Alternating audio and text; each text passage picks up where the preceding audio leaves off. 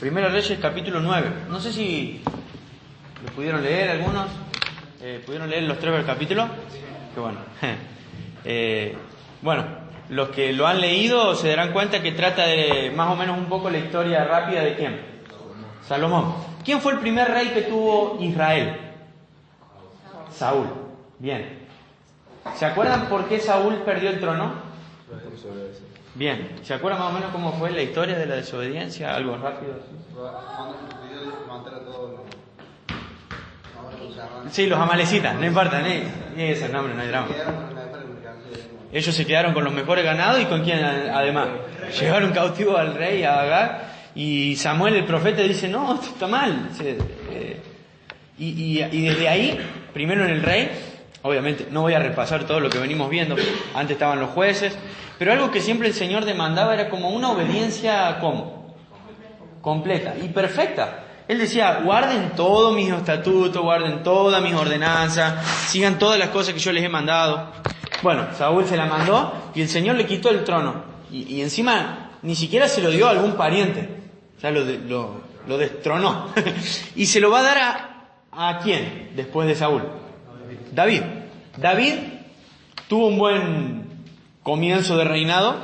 La Biblia lo llama como aquel que tuvo un corazón conforme al corazón de Dios.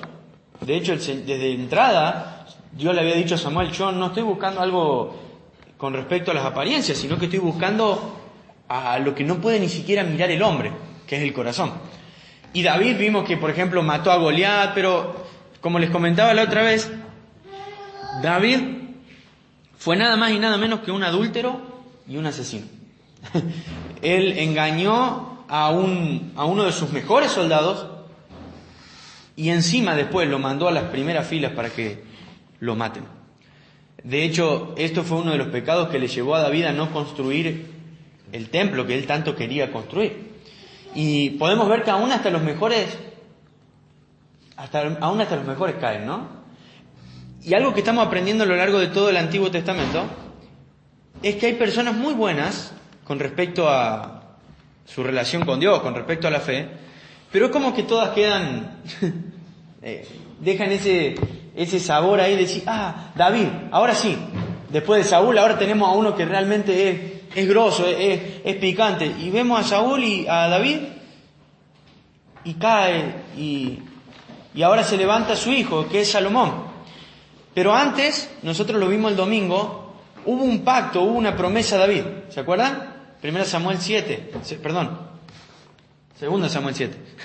Y Dios le había dado a David una promesa que decía que a pesar de que los reyes que sigan se las manden, ¿qué iba a pasar con el trono? Iba a permanecer. A pesar de los pecados de los reyes, iba a permanecer. Pero también estaba esta condición. Dice, ustedes tienen que guardar al pie de la letra. Entonces aparece Salomón, y fue lo que vimos el martes, que él construyó ¿qué? La primera vez, la construcción del templo fue impresionante. Ese templo, no sabemos cuánto dinero fue invertido en eso, pero fue, si tendríamos que sacar la cuenta a peso, ni siquiera nos darían los números, porque fue muchísimo. Nunca hubo un templo tan glorioso en toda la historia de la Biblia como el templo se le decía el templo de Salomón, o el que construyó Salomón. David ya se lo había dejado todo como medio, ya todo medio armado, pero Salomón lo llevó a cabo. Y lo que estudiamos a partir del capítulo 8 el martes, fue esta oración que Salomón hizo, que tenía como un resumen, que Dios hacía 2 cosas. ¿Se acuerdan? Que lo repite siempre. Que Él escuchaba y que Él perdonaba. Y básicamente hablamos de cómo esto nos hablaba un poco del Evangelio, de un Dios que escucha y de un Dios que perdona. Pero hoy quería contarles un poco, como estamos viendo un panorama del Antiguo Testamento, es bueno tener varias ideas de lo que fueron los primeros reyes, porque después de Salomón, el reino de Israel se va a dividir en 2. Y cuando el reino de Israel se divida en 2, ahí entran reyes a lo loco, y es muy difícil que recordemos todos. Pero sí es bueno recordar que fue el primero Saúl, que después fue David, y que después fue Salomón. Y el domingo vamos a hablar de los 2 hijos, de uno de los hijos, y bueno, de la división de este reino. Pero hoy quiero que nos centremos un poquito en Salomón. Vamos al capítulo 9 de Primera Reyes. Y dice el versículo 1, dice: así que Salomón terminó de construir el templo del Señor y también el palacio real. Llevó a cabo todo lo que había pensado hacer. Entonces el Señor se le apareció a Salomón por segunda vez, como lo había hecho en Gabaón. Y el Señor le dijo: he oído tu oración y lo que me pediste. He apartado este templo para que sea santo, este lugar que has construido, donde mi nombre será honrado para siempre. Lo vigilaré sin cesar, porque es muy preciado a mi corazón. En cuanto a ti, escuchen esto, en cuanto a ti, si me sigues con integridad y rectitud, como lo hizo tu padre David, y obedeces todos mis mandatos, decretos y ordenanzas, entonces estableceré tu dinastía, tu reino, en el trono de Israel para siempre. Pues a tu padre David le prometí: siempre habrá uno de tus descendientes en el trono de Israel. Sin embargo, si tú o tus descendientes me abandonan y desobedecen los mandatos y los decretos que les he dado, y sirven y rinden culto a otros dioses, entonces desarraigaré a Israel de la tierra que le he dado. Rechazaré este templo que hice santo para honrar mi nombre, y haré que Israel sea objeto de burla y de ridículo entre las naciones. Y aunque ahora este templo sea imponente, todos los que pasen por allí quedarán horrorizados y darán un grito ahogado a causa del horror. Preguntarán: ¿por qué habrá hecho el Señor cosa tan terrible a esta tierra y a este templo? Y la respuesta será: porque los israelitas abandonaron el Señor su Dios, quien sacó a sus antepasados de Egipto, y rindieron culto a otros dioses y se inclinaron ante ellos. Por esa razón el Señor les envió tantas calamidades. Hasta acá. Vamos a ver algo acá. Primero, Dios seguía demandando una obediencia ¿cómo? Perfecta, completa. ¿Vieron lo que dice el versículo 4? Dice la otra traducción: si vos andás delante de mí, como anduvo David, en integridad de corazón, en equidad, haciendo todas las cosas que te he mandado, todas las cosas, entonces dice el versículo 5, yo voy a afirmar el trono, voy a hacer que ese trono se establezca, permanezca para siempre. Dios, a lo largo de la historia de Israel, nos ha enseñado esto, que Él esperaba una obediencia perfecta. Eso lo aprendemos desde el principio. De hecho, lo aprendemos desde Adán. Nunca creó a alguien y dice: che, bueno, yo quiero que por lo menos tu 80% de vida sea una vida de obediencia. Siempre le demandó al ser humano una obediencia perfecta, completa. Y acá vieron que dice: todos mis estatutos, todos mis mandatos, todos mis decretos. Es como que Dios está diciendo: yo voy a seguir con vos, mi presencia va a seguir con vos. En este momento el templo, recuerden, era como una figura de la presencia de Dios mismo. Ahí era donde Dios iba a descender. ¿Dónde lo hacía? En el desierto. En el tabernáculo. Y el templo es como un tabernáculo ya fijo, porque ellos ya habían llegado a la tierra prometida. Pero el Señor promete su presencia, promete su bendición, promete su compañía, si el hombre rinde culto a Él y no a otros dioses. Si guarda todos sus mandamientos, si guarda todas sus ordenanzas.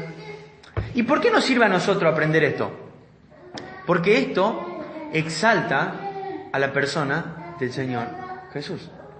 Porque nosotros vamos a encontrarnos con personas y grandes reyes y grandes líderes que tuvieron una vida de obediencia, pero esa vida fue muy parcial, o muy corta, o fue muy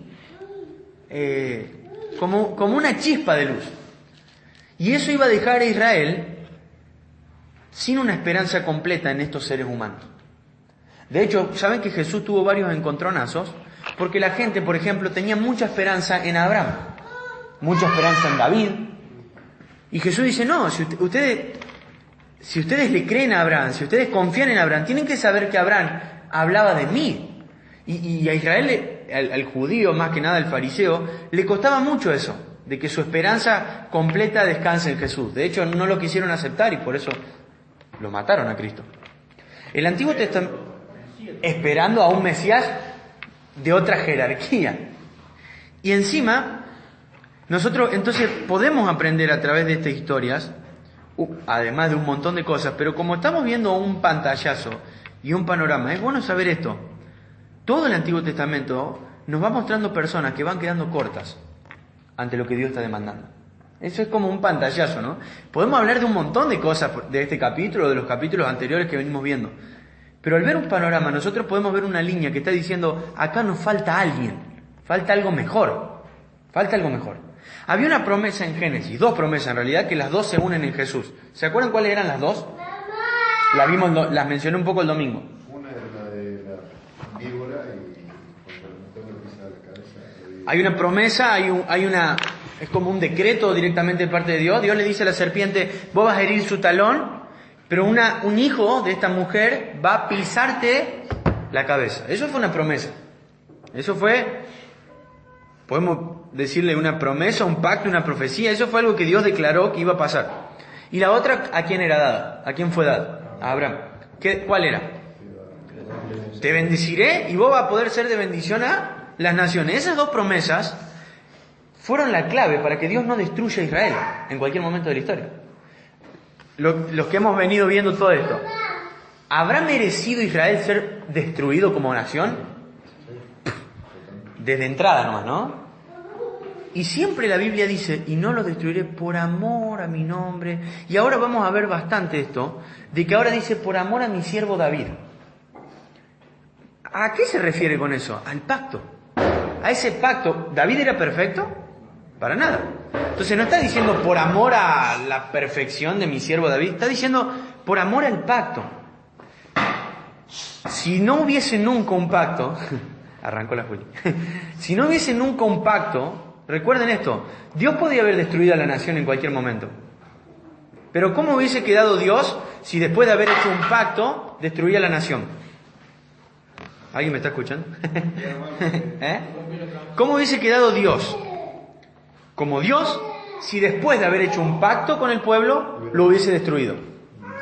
No es, sí, como ¿Cómo? Mentiroso. Mentiroso, que no tiene fidelidad. Sin fidelidad. Sí, ¿qué más? No sabía nada lo que dijo, lo que hizo, no sabía. Rompió el pacto. Él quebrantó el pacto. Su palabra no tendría valor. No sería Dios. Eso es importante entenderlo, porque es como que Dios se ligó a este pueblo. Se ligó, ¿se entiende?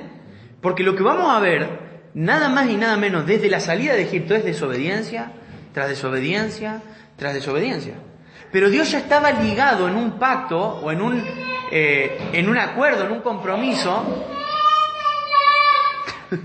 Dios ya estaba ligado en un acuerdo, en un compromiso, que eso lo iba a mantener firme en su idea, a pesar de que el pueblo sea desobediente. Ahora, ¿se dan cuenta que todo esto entonces descansa en Dios nomás?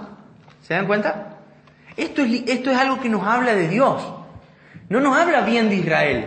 La Biblia no es el Antiguo Testamento no es un libro que nos habla bien del pueblo de Israel. Es un libro que nos habla bien del Dios del pueblo de Israel. ¿Se entiende? Un Dios que guarda el pacto y un Dios que cumple su promesa. Un Dios fiel. Aunque el pueblo sea infiel. Porque es fácil ser fiel si el otro me es fiel. Acá el tema, y lo hemos visto, nos hemos cansado, ¿no?, de ver varias historias del pueblo desobedeciendo. Estamos viendo un Dios fiel ante un pueblo infiel. Y entonces vemos esto, Dios sigue demandando obediencia, Dios sigue demandando perfección. Fíjense lo que tenía que pasar en el versículo, me voy a saltear al versículo 25, para que tengan una idea de esto. Dice que 3 veces al año Salomón presentaba ofrendas. 3 veces al año Salomón presentaba ofrendas quemadas y ofrendas de paz sobre el altar que había construido para el Señor. Y también quemaba incienso al Señor. Y finalmente terminó el trabajo de construir el templo. ¿Se acuerdan de la cantidad de ovejas y cabras y animales que vimos el martes?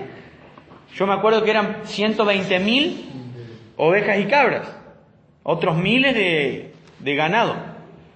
Y acá, fíjense la necesidad, año tras año, de que el pueblo sacrificara ofrendas, animales. Yo hablé cuando hablamos del tabernáculo, hablé de una palabra que era la palabra expiación. No sé si alguno se acuerda qué significaba, porque es clave. Yo había dicho esto. Si yo tengo esta galleta, yo puedo expiarla, yo puedo cubrirla. ¿La borra la galleta? No. Estos son todos los sacrificios del Antiguo Testamento, en el tabernáculo y luego en el templo. El Señor expía, o sea, cubre el pecado para poder seguir relacionándose con ese pueblo. De eso lo hablamos bien en Levítico. Porque acá hay un problema. ¿Cómo un Dios santo puede vivir con un pueblo pecador?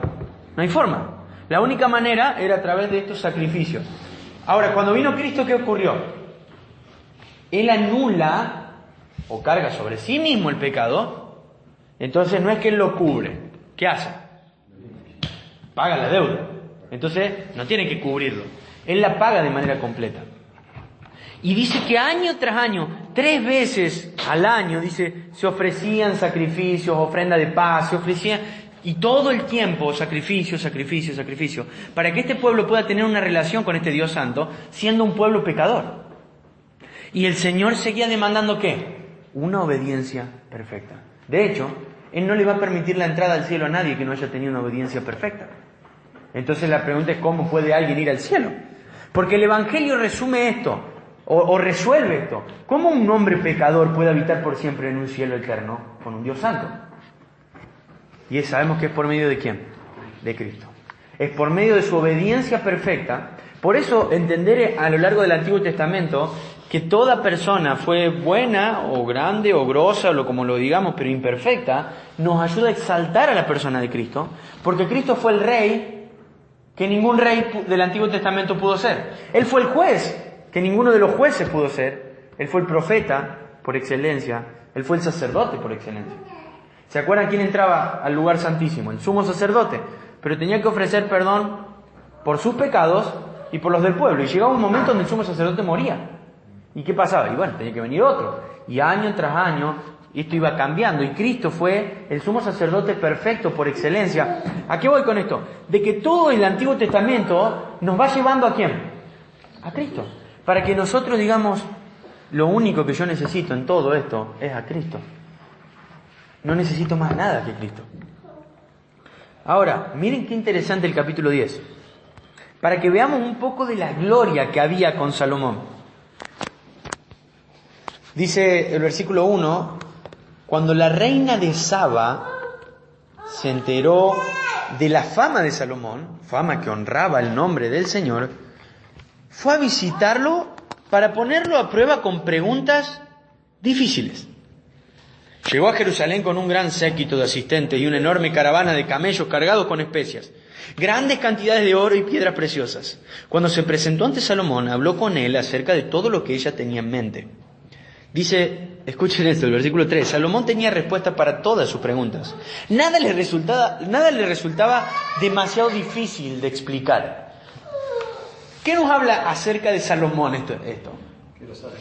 Completamente sabio. De hecho, él había pedido sabiduría al Señor y el Señor le había dado sabiduría al punto que se dice que no hubo un hombre más sabio que Salomón. Ahora, capítulo 8 tenemos este templo majestuoso ya listo para todos los sacrificios. Capítulo 9 tenemos la mismísima presencia del Señor. Tenemos a Israel en podríamos decirle casi el mejor momento de toda su historia como nación. Capítulo 10, aún las demás naciones son bendecidas. ¿Vieron? Esta reina se entera de la sabiduría de Salomón y quiere como probarlo, ¿no? Quiere probar a ver qué tan así es lo que se dice. Y dice el versículo 4 que cuando la reina de Saba se dio cuenta de lo sabio que era Salomón y vio el palacio que había construido, quedó atónita. También estaba asombrada por la comida que se servía en las mesas del rey, por la forma en que se estaban organizando sus funcionarios y la ropa espléndida que usaban, por los coperos, por las ofrendas quemadas que ofrecía Salomón en el templo del Señor. Es decir, esta mujer estaba completamente sorprendida de todo lo que se veía y todo lo que se estaba viviendo en Israel. Versículo 6. Entonces la reina exclamó: todo lo que oí en mi país acerca de tus logros y de tu sabiduría es cierto. Yo no creía lo que se dijo hasta que llegué aquí y lo vi con mis propios ojos. De hecho, lo que había oído no refleja ni la mitad. Tu sabiduría y tu prosperidad superan ampliamente lo que me habían dicho. Y escuchen esto: qué feliz debe estar tu pueblo. Qué privilegio para tus funcionarios estar aquí en tu presencia día tras día, escuchando tu sabiduría. El pueblo estaba recibiendo la bendición de Salomón, de su mismísima sabiduría. Es decir, esta reina lo que reconoce es, qué privilegio tiene tu pueblo al tenerte, porque no hay nadie más sabio que vos. Y si hay algo que no se puede comprar, es la sabiduría. Pero vamos a Mateo, y acá vamos a ver algo muy interesante.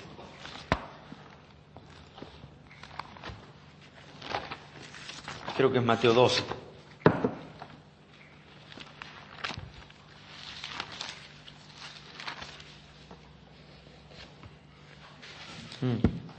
Mateo 12, 42.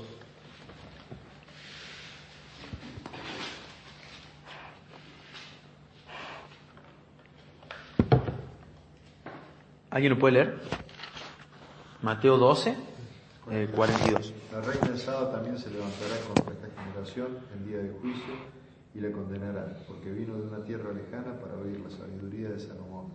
Ahora, alguien superior a Salomón está aquí, pero ustedes se niegan a escuchar. ¿Saben que cuando Cristo estuvo en la tierra, Él hablaba las palabras de Dios? Él era Dios. Y el pueblo, ¿qué hacía? Lo rechazaba. En un momento entonces dice, este pueblo es tan incrédulo que la misma reina de Saba, esta reina que acabamos de leer, podría condenarlos a ustedes, porque ella viajaba kilómetros y kilómetros solamente para escuchar a Salomón. Y Jesús dice, y acá hay alguien más grande que Salomón. Ahora, la pregunta que te hago es esta. Si esta reina estaba deseosa de escuchar más acerca de la sabiduría de Salomón, si esta reina puede decir en Reyes, qué feliz es el pueblo y qué privilegio de tener tu presencia día tras día, ¿cuánto más nosotros deberíamos estar así, sabiendo que hay alguien más grande que Salomón en medio nuestro? ¿No? El pueblo podía disfrutar de la sabiduría de Salomón. Nosotros podemos disfrutar de la sabiduría de Cristo mismo y de la palabra de Dios. De hecho, tenemos la consumación de la revelación que Dios le ha dado al ser humano. Tenemos la Biblia completa a nuestro idioma. Ahora justo todos tenemos una versión que es bastante más entendible, que es la NTV. Tenemos una manera fácil, podríamos decirlo, de llegar al conocimiento de nuestro Dios. Y tendríamos que decir de la misma manera, ¿no? Qué feliz tendría que estar este pueblo. Y qué privilegio el hecho de que tengamos día tras día la sabiduría de Dios. A ver, no sé si nos dimos cuenta de esto. ¿Vos te das cuenta que en tu casa, día tras día, podés escuchar a Dios? No sé qué te suena, cómo te suena eso.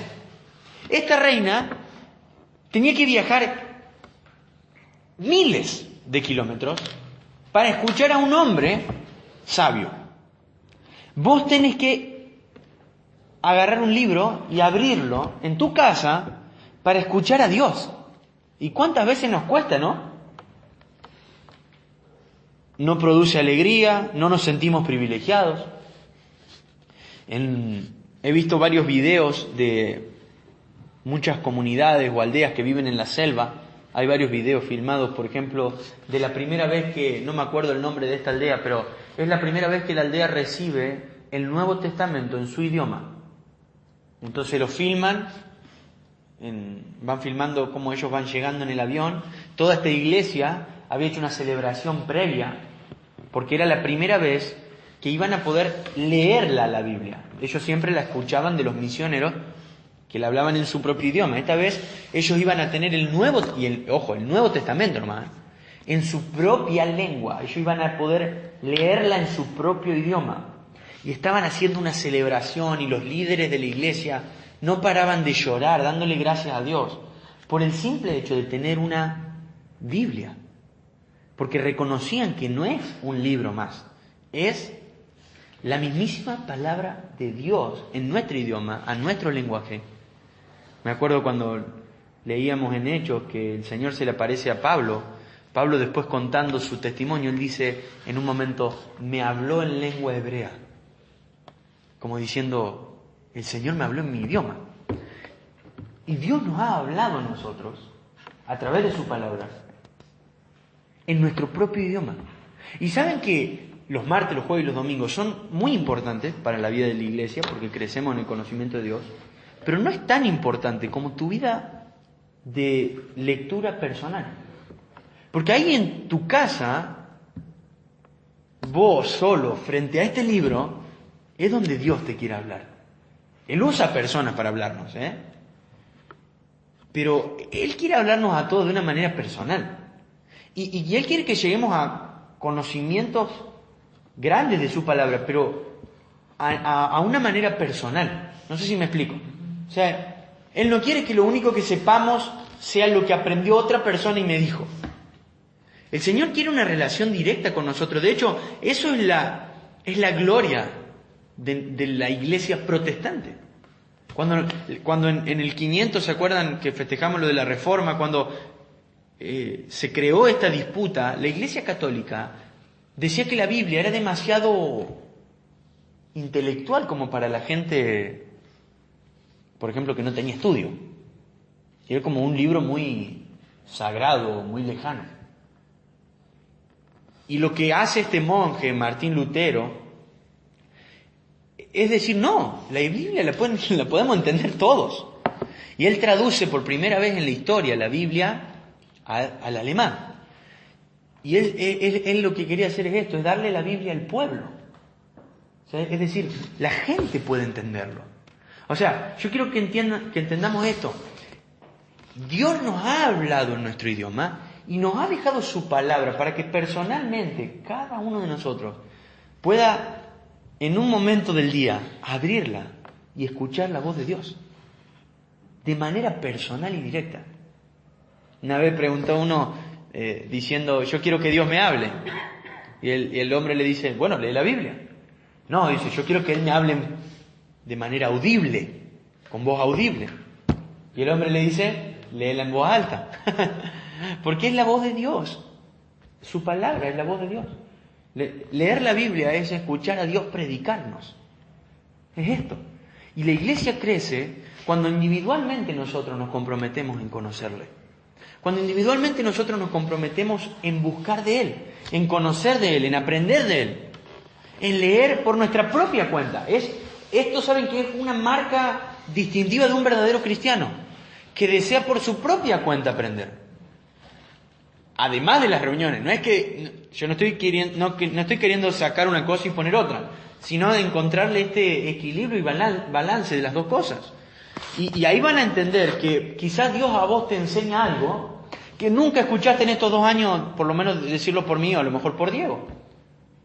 Porque Dios te lo quería enseñar a vos y te lo quería hablar a vos de manera específica. O a lo mejor lees, por ejemplo, el Evangelio de Juan, que nosotros ya lo hemos estudiado, pero aprendés más leyéndolo solo, a lo mejor, que en las prédicas, porque a lo mejor, no sé, estabas predispuesto de otra manera, o a lo mejor una historia que ya la escuchaste predicar, vos leyéndola solo en tu casa, no sé, te cayó la ficha de algo que antes no, porque Dios te lo quería enseñar en ese momento, y porque también a fin de cuentas y en última instancia, el que nos revela su palabra es el Espíritu Santo. No es esto es una carrera intelectual a ver quién es más inteligente, sino que Dios es como un equilibrio, es su palabra revelándose y el Espíritu Santo dándonos el entendimiento para poder entenderla, para que nuestro corazón cambie y para que lo podamos aplicar. Entonces, el pueblo de Israel está viviendo como una época de lujo, porque está nada más y nada menos que la persona más sabia del mundo con ellos. Y esta reina valoró un montón, ¿por qué? Porque hizo un largo viaje y dice, no, qué alegría este pueblo, porque este pueblo no tiene que ir a ningún lado para escuchar. O sea, lo tiene acá Salomón. Pero siempre me llamó mucho la atención ese pasaje de Jesús, cuando Él dice, gente, yo estoy acá entre medio de ustedes, ¿no? Dios mismo hablando. Dice Juan 1 que el Verbo, Cristo, fue hecho carne y habitó entre nosotros y vimos su gloria y Él es la palabra, la imagen, dice Colosenses, de Dios. Y Él habló y la gente tuvo como por cosa vana sus palabras.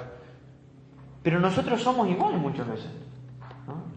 Teniendo la Biblia en nuestra casa, no tenemos ni idea del valor que tiene eso. Hay un predicador que era bastante duro. Él decía, sus Biblias tienen tanta tierra que ustedes podrían escribir la palabra condenación sobre ellas. y es verdad, no la abrimos demasiado, no la abrimos lo suficiente.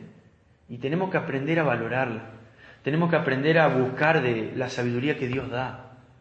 Dice Proverbios, la sabiduría clama en las calles, alza su voz en las plazas, busca lugares, aún en los principales centros de reunión, dice. Y dice esto, es como si Proverbios 5 es como si la sabiduría fuera una persona. Y dice, ¿hasta cuándo, oh simplones? ¿Hasta cuándo van a amar lo simple? Es como que la sabiduría está diciendo, es como si la Biblia estuviera caminando. Dice, léanme, búsquenme, ábranme. Tengo muchísimo para contarles, tengo muchísimo para revelar. Pero ábranme, búsquenme. Y la Biblia dice que el pueblo que no le conoce es destruido. Y hoy, lamentablemente, muchas iglesias sufren porque no conocen al Dios de la Biblia. Y nosotros tenemos la posibilidad de aprender de nuestro Dios. Y eso nos va a llevar a aprender de quién es Él, quiénes somos nosotros, qué es el Evangelio, cómo debemos vivir. Porque es el centro de la vida de la iglesia. Y podemos decir lo mismo que dijo la reina, pero lo podemos decir para nosotros. Qué feliz es este pueblo y qué privilegio de estar en la presencia de Dios día tras día, escuchando de su sabiduría. Tenemos la palabra de Dios, tenemos que aprovechar esto. ¿Cuánto tiempo estás leyendo la Biblia vos personalmente en tu casa?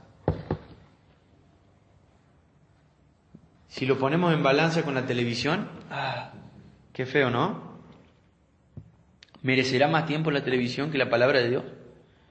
¿Merecerá más tiempo cualquier otra cosa que la palabra de Dios? Es Dios hablando al pueblo. Y saben que la Biblia dice que la fe viene por el oír la palabra de Dios. Es decir, que si yo me quejo que no tengo fe, ¿a dónde está el problema?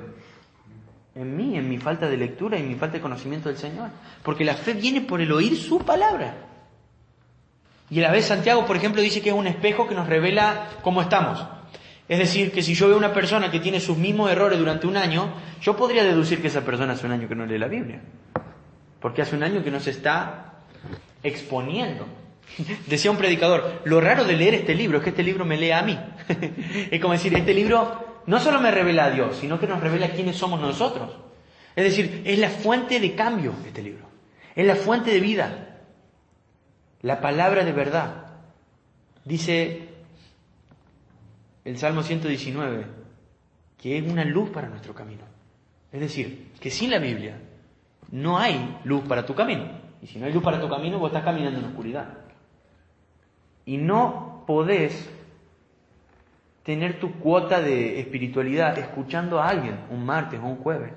No puede ser eso. Ninguno de ustedes come los martes y los jueves solamente, y los domingos, ¿no? Y el Señor dice, no solo de pan vivirá el hombre, sino de toda palabra que salga de mi boca, que salga de la boca de Dios.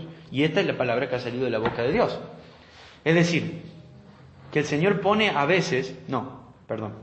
el Señor siempre pone en un lugar primordial a la Biblia más que nuestra comida física. Y la Biblia es a tu vida espiritual lo que la comida es a tu vida, a tu cuerpo físico. Es literalmente. Y si ninguno de nosotros puede vivir si no come todos los días, o puede pasar que un día no coma, pero si ninguno de nosotros puede vivir sin el alimento físico, ¿por qué pensamos que podemos vivir espiritualmente o que podemos agradar a Dios sin la palabra de Dios? El Salmo 119 también dice, por ejemplo, en tu corazón, en mi corazón, he guardado o atesorado tus dichos para no pecar contra ti. Es decir, que la palabra de Dios te lleva a no pecar contra Dios. Miren todos los beneficios. Y me acuerdo que una vez Alan nos compartió el Salmo 19. ¿19? Sí, que es un poema acerca de la Biblia. Un poema. Y el Salmo 119 también, que convierte el alma. Y cada cosa que... toda la Biblia, es como que la Biblia nos está diciendo, che, léeme. Hay más para vos.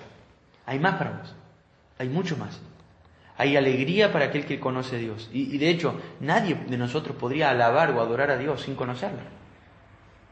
terminaría adorando o alabando a un Dios que en realidad no es el Dios de la Biblia. Y esto es algo que tenemos que saber. La responsabilidad de conocer a Dios descansa en cada uno de nosotros. Yo no puedo depender de alguien para conocer a Dios. Yo tengo que, por mi propia iniciativa, buscar conocer más de Él.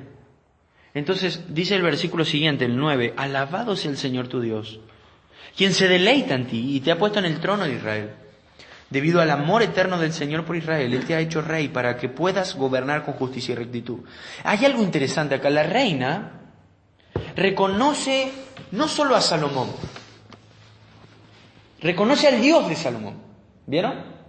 No es una reina que tenga algo que ver con Israel, ¿eh? Es decir, que Dios estaba siendo conocido en las demás naciones por la sabiduría de Salomón y por la gloria que estaba viviendo el pueblo. Pero volviendo a lo que decía al principio, todo esto es como una pálida luz. Porque vieron que si nosotros leemos esto podemos decir, wow, zarpado en la época de Israel. O sea, hasta podríamos decir, se cumplió la promesa que Dios le dio a Abraham, porque hasta otras naciones están siendo bendecidas. Por ejemplo, miren el versículo 24, para que tengan una idea más todavía. El 23 dice, de modo que Salomón llegó a ser más rico y más sabio que cualquier otro rey en la tierra. Dice el 24, gente de todas las naciones lo visitaba para consultarlo y escuchar la sabiduría que Dios le había dado. Cualquier israelita en esta época podría haber dicho, se cumplió lo que Dios le prometió a Abraham. Él dijo que iba a ser una gran nación, ya somos una gran nación. Él dijo que nos iba a bendecir, tenemos la rebendición. Dice que, no quiero leer todos los capítulos para que no se haga largo, pero era impresionante la cantidad de oro que entraba a Israel. Y era impresionante, acá vemos, no hubo un rey más rico. ¿Vieron eso? No es solamente el más sabio, era el más rico. Ahora, ponete en el lugar del israelita en la época de Salomón. Y vos lees las promesas dadas a Abraham. ¿Qué podrías decir? Se cumplió. Tenemos el lugar, tenemos la tierra, tenemos la bendición. Estamos bendiciendo a las demás naciones. Se está cumpliendo el pacto que Dios le hizo a David. En 2 Samuel 7, que él dice, va a venir uno de tu descendencia. Listo, el trono va a ser para siempre. Pero había una promesa, había algo que todavía estaba en tela de juicio, que es el versículo 4. Que tenía que andar en integridad, en rectitud, siguiendo todos los mandamientos y todas las ordenanzas. Y lamentablemente el capítulo 10 tiene un capítulo 11. Miren cómo arranca el capítulo 11. Ahora bien, el rey Salomón amó mucho a mujeres extranjeras. Además de la hija del faraón, se casó con mujeres de Moab, de Amón, de Edom, de Sidón y de los hititas. Esos son 5 lugares que no tenían nada que ver con Israel. Y dice, el Señor había instruido claramente. Me gusta cómo lo dice esta traducción, porque si hay algo que Dios nunca deja es las cosas como ocultas, ¿no? El Señor dice, esto es así, pum, pam. Dice que Él había instruido claramente a la israelita cuando dijo, no se casen con ella, porque les desviarán el corazón hacia sus dioses. ¿Ven que dice, sin embargo Salomón se empecinó en amarlas? Acá el problema no es, bueno, pero Salomón las amaba. No importa lo que vos amás. ¿Se entiende? Acá no tiene nada que ver tu corazón.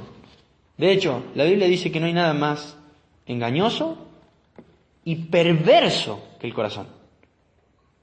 Y acá tampoco el problema es que Dios era un aguafiesta diciendo, no, con las otras no. ¿Cuál era lo que Dios estaba recalcando acá? Que iban a desviar su propio corazón.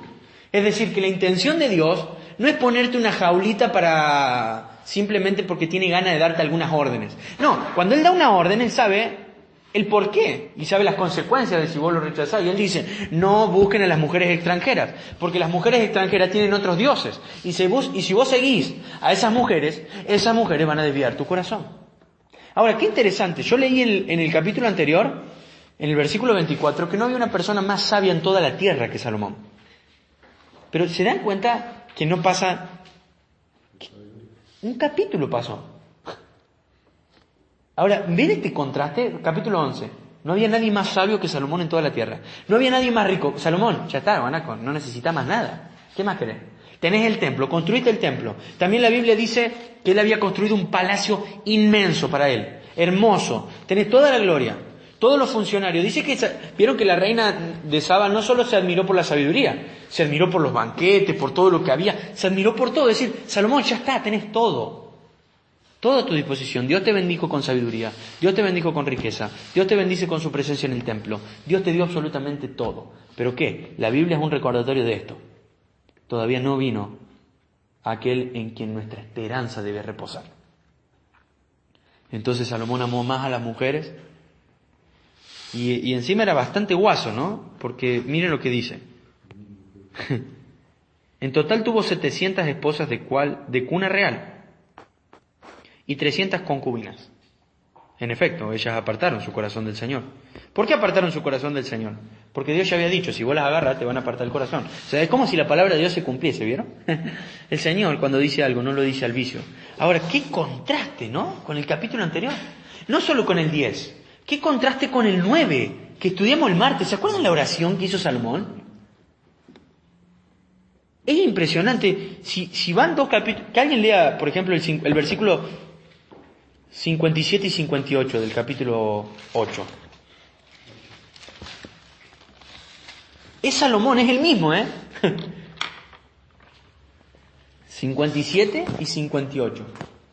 El Señor nuestro Dios esté con nosotros, como estuvo con nuestros antepasados, que nunca nos deje ni nos abandone, y ponga en nosotros el deseo de hacer su voluntad en todo y de obedecer todos los mandatos, los decretos y las ordenanzas que dio a nuestros antepasados. Qué lejos están las palabras de los hechos, ¿no? Y a veces nos pasa esto a nosotros. Muy lejos está lo que nosotros decimos de lo que nosotros hacemos, ¿no? Como el dicho ese que del dicho al hecho hay un gran trecho.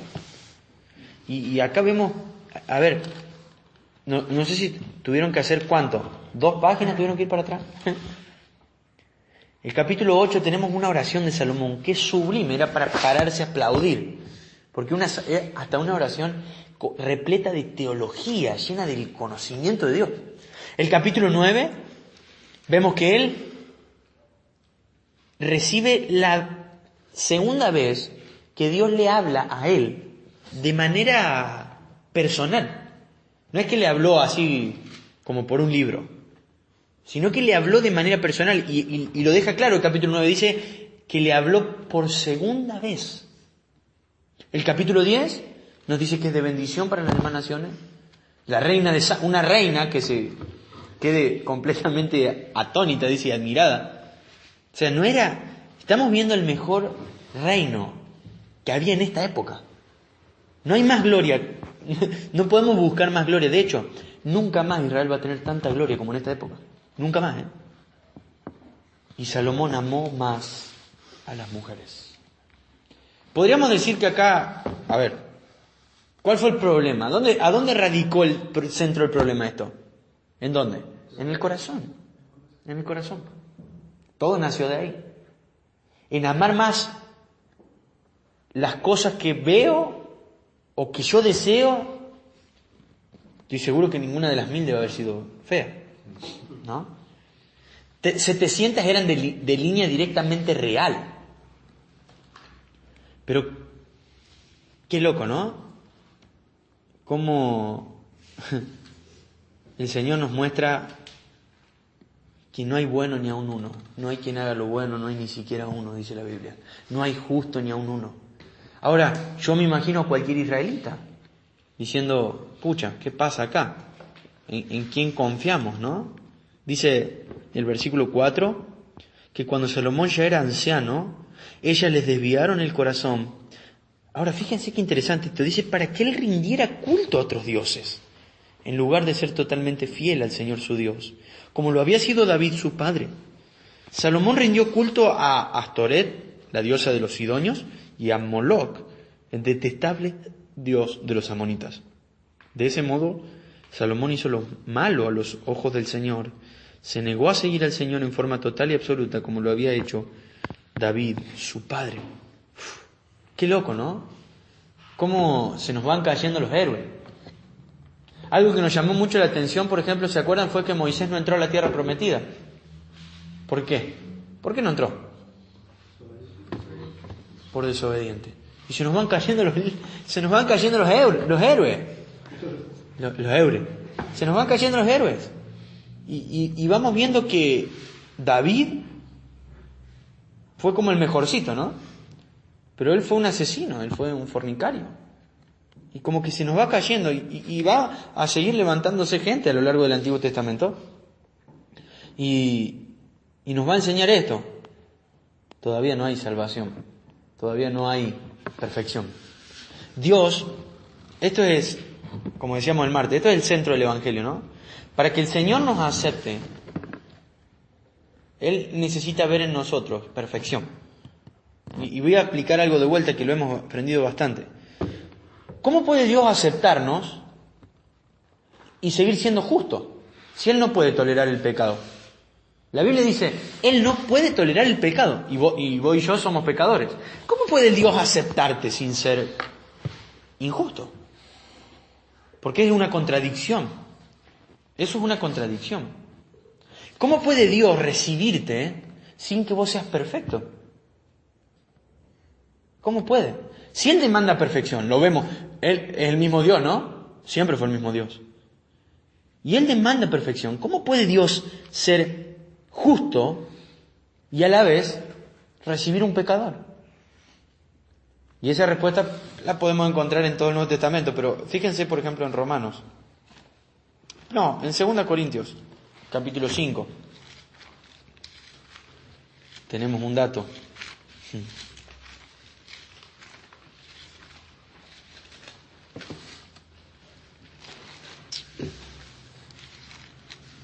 2 Corintios 5.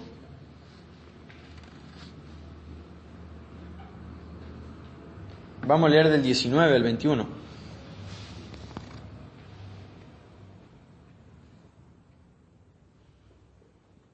¿Alguien puede leerlo? 19 al 21. Pues Dios estaba en Cristo reconciliando el mundo consigo mismo, no tomando más en cuenta el pecado de la gente, y nos dio a nosotros este maravilloso mensaje de reconciliación. Así que somos embajadores de Cristo.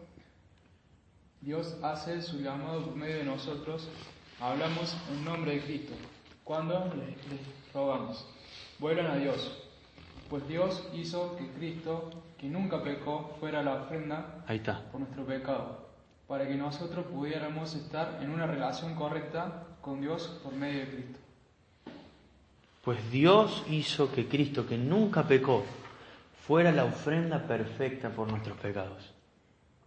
Dice en esta versión, el que no conoció pecado, por nosotros lo hizo pecado, para que nosotros fuésemos hechos justicia de Dios en Él. Es decir, Cristo, Él vivió la vida que Dios demandó en todo el Antiguo Testamento. Porque la bisagra entre el Antiguo y el Nuevo es Cristo. ¿Se entiende? Él vivió esa vida que Dios venía demandándole ¿a quién? ¿Desde quién? Desde Adán. Él vivió esa vida completamente perfecta.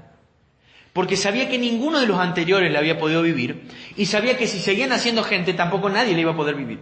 Entonces, esa obediencia perfecta que Dios demandaba, la vivió el mismísimo Cristo. Pero no termina ahí la historia.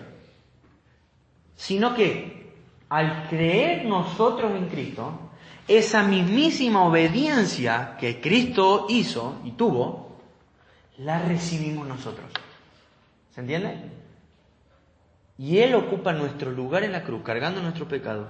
¿Y nosotros qué cargamos? Su justicia, su perfección. Entonces Dios es justo y a la vez el que justifica al que es de la fe en Cristo Jesús. Entonces Dios queda como justo, pero también queda como misericordioso, como amoroso. Su pacto se cumple, sí. Su promesa se cumple. Y nosotros disfrutamos de las bendiciones. Solo por gracia. Solo por gracia. Entonces, ¿de qué nos sirve aprender de Saúl, de David?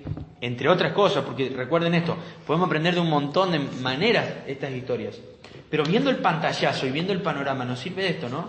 Vamos viendo que todos van quedando cortos. Todos van quedando chicos. Y esto exalta más. Fíjense, podríamos decir que Salomón tenía todas las de ganar en cuanto a una vida, porque él tenía el mejor templo, tenía toda la plata, hasta toda la sabiduría. Pero ¿dónde radicaba el problema de Salomón? En su corazón. El Señor seguía demandando un corazón puro, no una vida externa. ¿Se entiende? Ahora, ¿vieron? ¿Qué más le faltaba de manera externa a Salomón? ¿Qué más le faltaba? Nada. Pero había un problema dentro. Entonces Dios envió a su hijo para que él tenga todo lo contrario a Salomón.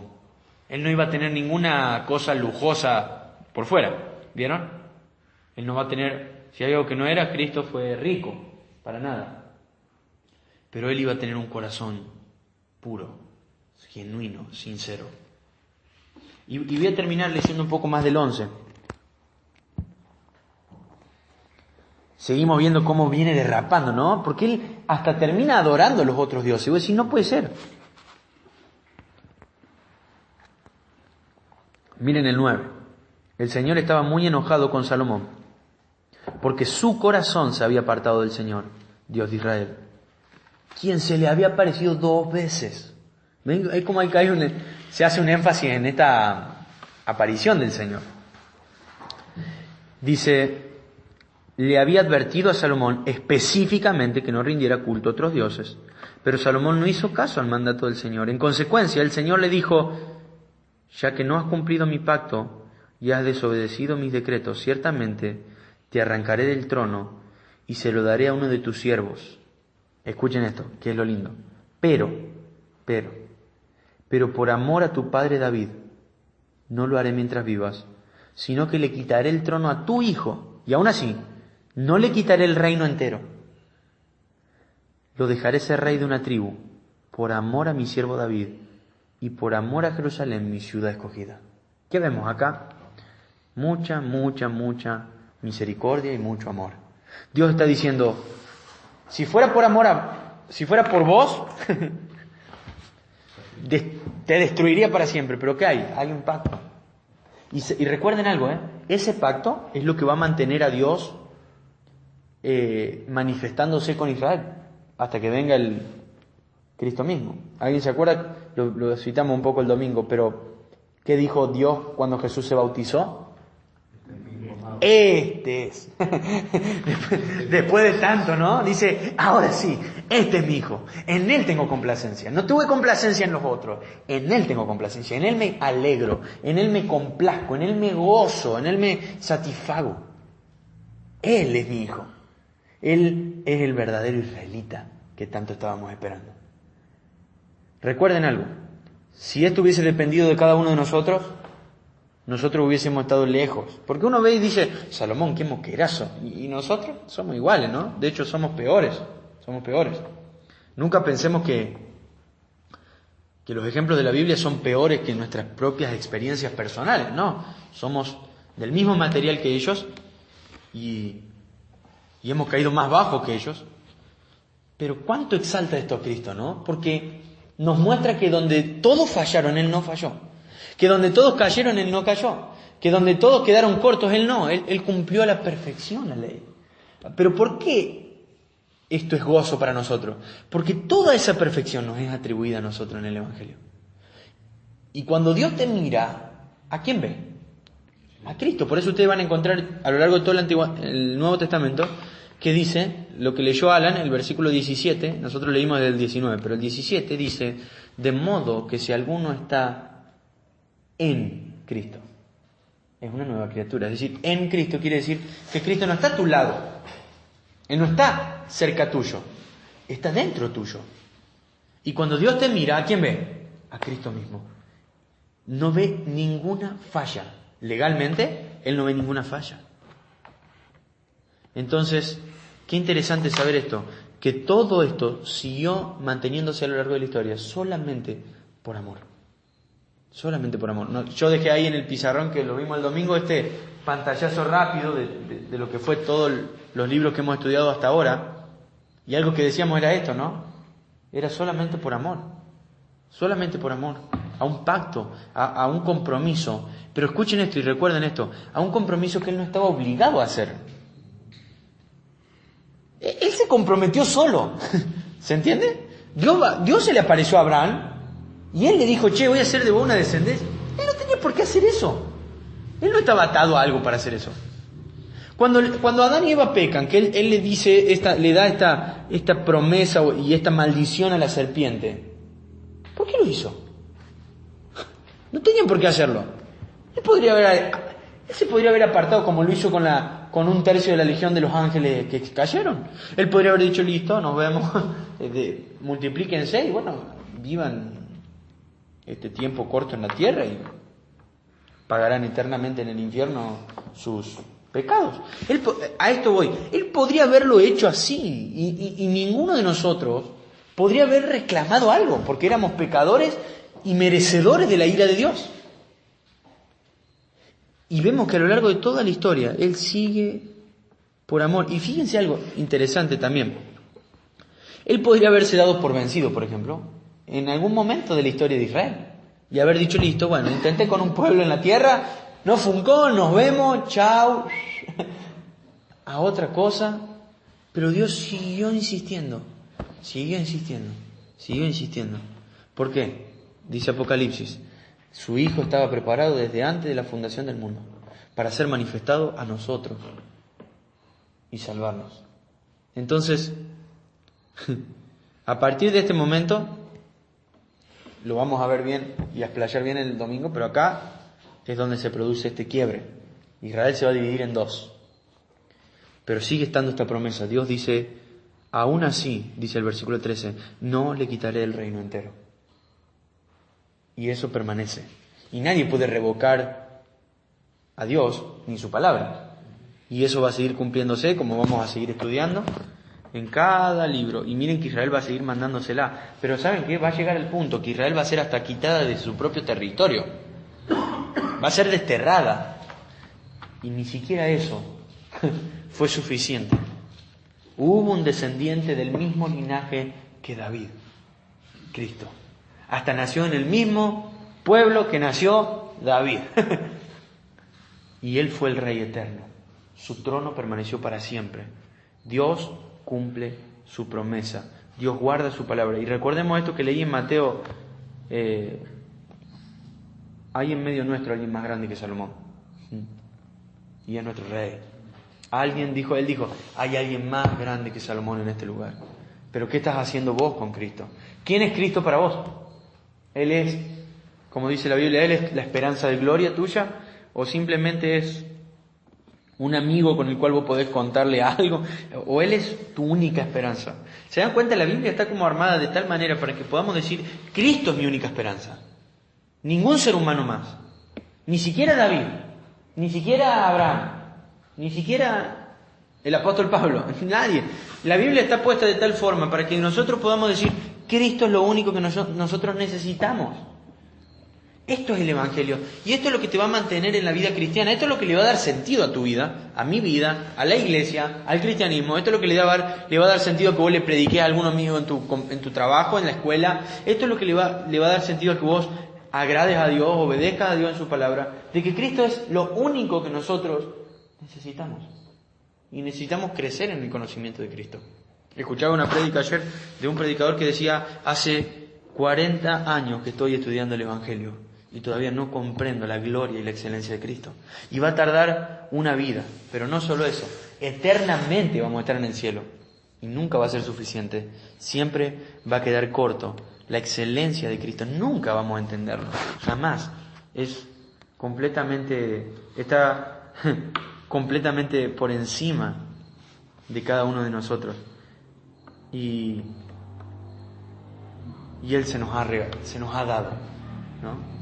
Dios nos ha regalado a su Hijo, dice Romanos 8:32. Él nos ha dado a Cristo. Y es lo único que necesitamos para la salvación. Es lo único que necesitamos para la santificación. Dice 2 Corintios 3:18, que mirándolo a Él, nosotros somos transformados de gloria en gloria. Él es la puerta, dice Juan. Él también es el camino, pero también es el final. Es en quien nosotros debemos mirar, es en quien debemos depositar nuestra confianza, nuestra esperanza, nuestra fe. Él es el autor, dice la Biblia, de la fe, pero dice que también es el consumador, o sea que es el principio y el final hasta de nuestra fe. Él es todo el resumen de la vida cristiana. Al punto que Pablo lo resume y ¿saben qué dijo? El vivir es Cristo. Es decir, todo mi vivir es el mismísimo Señor Jesucristo. Miren esta comprensión enorme de la persona de Cristo. ¿Estás creciendo en tu conocimiento de Cristo, de la persona de Cristo? Lo podemos hacer a través de la palabra. Ustedes tienen a 4 compañeros en su casa, Mateo, Marcos, Lucas y Juan, que están a su disposición para darnos a conocer quién es el Señor Jesús. Y no deberíamos cansarnos de buscar. Y después tenemos otro compañero más, que es Pablo, que él nos ha dejado varias cartas acerca de quién es Él, de cómo fue la obra de la cruz, de cómo debe vivir la iglesia, de cómo debe vivir un cristiano. Y debemos hacer como la reina de Sabá, alegrarnos y regocijarnos de que el Señor está en medio nuestro y nos ha dado su palabra. Recuerden esto, a mayor recursos, más grande vamos a ser juzgados, Y somos la generación con más recursos de toda la historia de la humanidad. Ustedes, si quieren, en el celular pueden hasta escucharla a la Biblia, si no tienen ganas de leerla. Ustedes pueden buscarla en YouTube, pueden poner el pasaje que quieran. Ustedes pueden buscar en Google alguna palabra hasta que no entiendan. Pueden buscar hasta el significado de algún capítulo que no entiendan. Ustedes pueden buscar una prédica en YouTube. Ustedes pueden buscar un libro en Internet. Nosotros tenemos esta iglesia para poder resolver todo tipo de dudas y preguntas. Tenemos más recursos de lo que nosotros creemos. Es decir, tenemos a nuestro alcance más sabiduría que la que tenía Salomón. Y él era el más sabio del mundo. O sea, no tenemos ni idea de cuán grande es la palabra de Dios. Y Pablo, que era alguien que la conocía mucho, él dice, cuán inescrutables son tus caminos, insondables, dice. Vayamos por más. Tenemos que ir por más en el conocimiento de su palabra.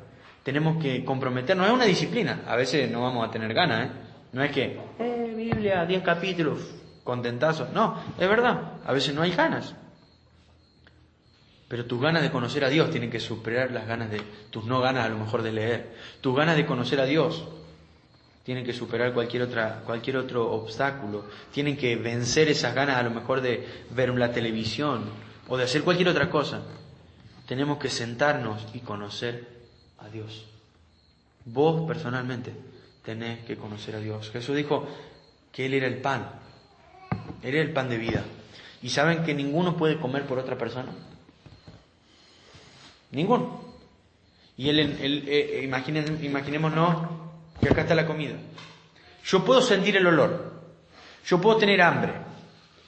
Yo puedo tener todos los recursos, pero si yo no la toco, mi hambre no es saciada. Yo puedo verlos a ustedes comer. ¿Y yo qué pasa? Sigo igual. Es necesario que yo vaya a la Biblia, que yo vaya a la palabra viva y coma de ella y tome de ella para poder yo ser bendecido y para recibir yo el alimento que necesito. Recuerden, si ustedes no están creciendo en el conocimiento de Dios, están espiritualmente muriendo. Cada uno de nosotros. Y el Señor va a demandar esto, a menos que no sepamos leer, pero sé que todos saben leer. Y ese sería otro caso porque la podemos poner en audio, pero igual, todos sabemos leer, todos somos responsables de buscar más y más del Señor. Esto va a evitar muchísimos errores como iglesia, esto va a evitar un montón de cosas. Vayamos por más conocimiento de Dios, enamorados de la persona de Cristo, que fue el único que nosotros necesitábamos para la salvación. ¿Sí? Bueno, vamos a orar, así terminamos.